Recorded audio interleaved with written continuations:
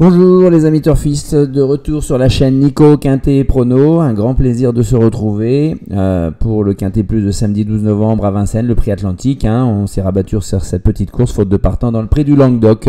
Effectivement, pour le moment, on tient la grande forme avec 6 tiercés donnés au trot en novembre. Et ben 6 sur 6, ça fait 1. Je vous le mets dans le bilan qu'on a à l'heure actuelle. Les 6 tiercés, certes dans le désordre à chaque fois. Les Quintet Plus, on est à 4 sur 6 de données depuis le début du mois. Les Quintets 1 sur 2.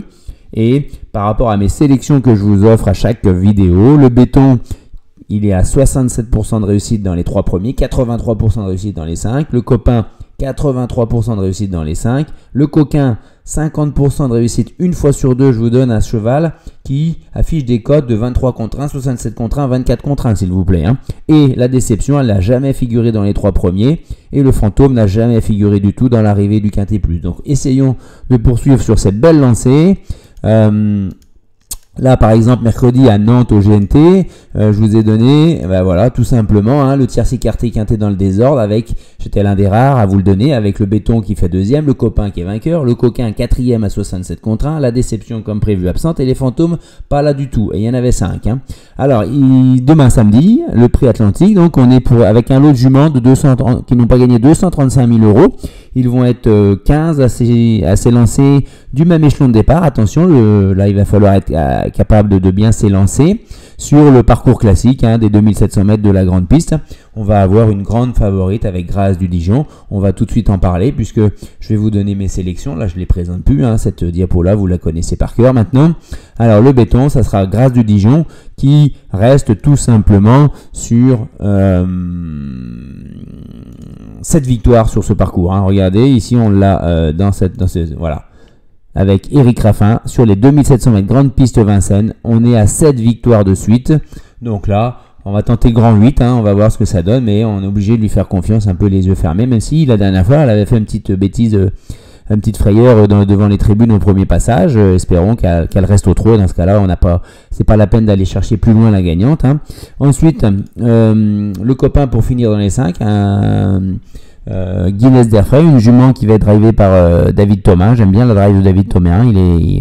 Il est assez précis, il n'en fait pas trop faire à ses chevaux et il finit bien. Guinness d'Airfray, elle revient bien. Elle a des stats époustouflantes également sur les 2700 mètres ou plus de la grande piste, puisqu'elle est 8 sur 8 dans le quintet, 6 sur 8 dans les 3, avec des chronos qui peuvent aller jusqu'à 1:13,4 pour par exemple au mois de février, où elle devançait Great Regress et Gaïa de Cagne juste derrière Glamour Queen. Donc c'est une ligne qui tient la route.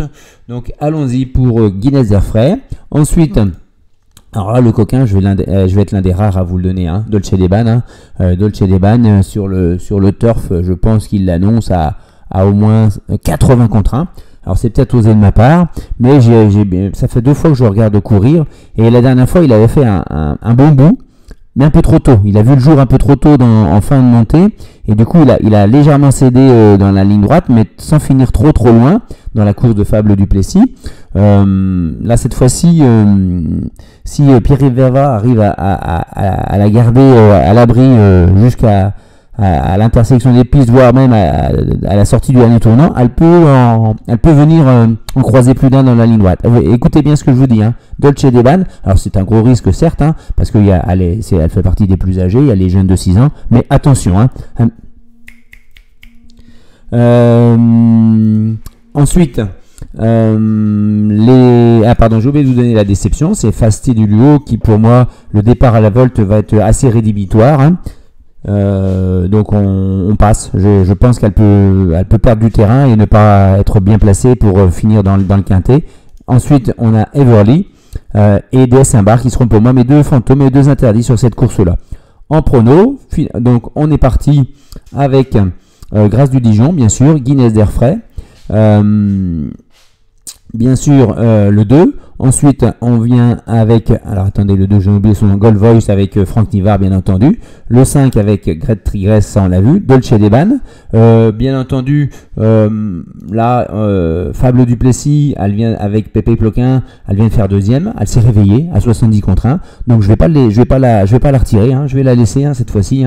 Et je finis avec le 4, Fusée d'Evo qui a bien fini la dernière fois, et avec bien sûr le 8 Gaïa de Cagnes qui peut bien surprendre et prendre une toute petite place. Voilà. On se retrouvera dimanche pour le quintet de lundi à Bordeaux-le-Bouscat. Voilà, à très bientôt, j'espère que ça vous a plu.